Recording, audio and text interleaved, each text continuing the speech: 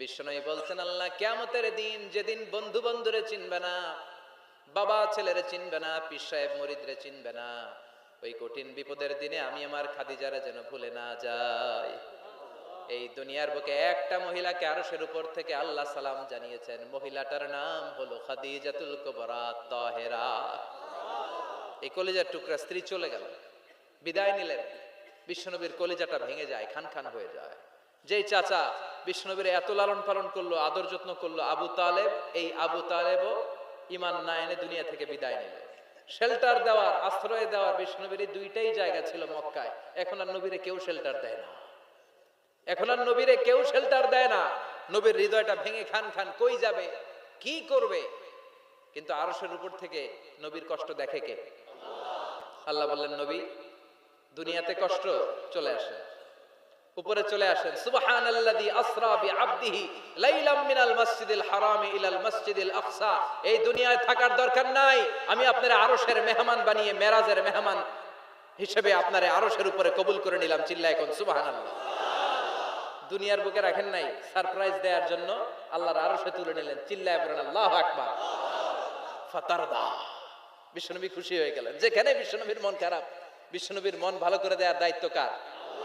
মেরাজের মাধ্যমে, সালাতকে গিফট দেওয়ার মাধ্যমে, জান্নাত আর জাহান্নামকে চাক্ষুষ দেখানোর মাধ্যমে, সরাসরি আল্লাহর কথাগুলো, আওয়াজগুলো কানে শুনিয়ে দেওয়ার মাধ্যমে বিশ্বনবীর হৃদয়টারে ঠান্ডা করে দিল কে?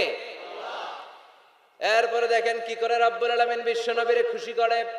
মক্কার জমিনে আর থাকতে পারে না বিশ্বনবী, যেখানেই থাকুক, যেখানেই যাবে, ওখানেই মুহাম্মদ রে মার। মক্কার সবাই যখন একত্রিত হয়ে গেল, মক্কায় কোথাও থাকার যখন বিশ্বনবীর জায়গা নাই, বিশ্বনবীকে মদিনার মতো চমৎকার জায়গায় হিজরতের ব্যবস্থা করে দিল কে? ফাতারদা ওয়ালা সাউফা ইউতিকা রাব্বুকা। অচিরেই আপনার রব এমন এমন সুব্যবস্থা করে দিবে, এমন এমন বিষয় আপনার জীবনে এনে দিবে, আপনার জীবনটা ঠান্ডা হয়ে যাবে, আপনি খুশি হয়ে যাবেন। ও নবী, হতাশ হবেন না, নিরাশ হবেন না, ভরসা রাখবেন কার উপর? চিল্লায় বলেন, কার উপর? তিনি কাবার দিকে হয়ে নামাজ পড়তেন, কিন্তু মদিনায় যাওয়ার পরে আল্লাহ কেবলা চেঞ্জ করে দিলেন। বিশ্বনবীর ভালো লাগে না, বিশ্বনবীর মনে চায় ওনার বংশের গোড়া যেখানে ইসমাইল আলাইহিস সালাম ছিলেন, সাইয়েদনা ইব্রাহিম এসেছিলেন, ওই মক্কায় যদি কেবলাটা থাকতো কতই না ভালো হতো। ইহুদিরা যে দিকে নামাজ পড়ে, বিশ্বনবী ওই দিকে হয়ে নামাজ শুরু করলেন। কোন বর্ণনায় 16 মাস, কোন বর্ণনায় 17 মাস বিশ্বনবী নামাজ পড়ে, কিন্তু অন্তর ভালো লাগে না। قد نرى تقلب وجهك في السماء فلنولينك قبلة ترضاها فول وجهك شطر المسجد الحرام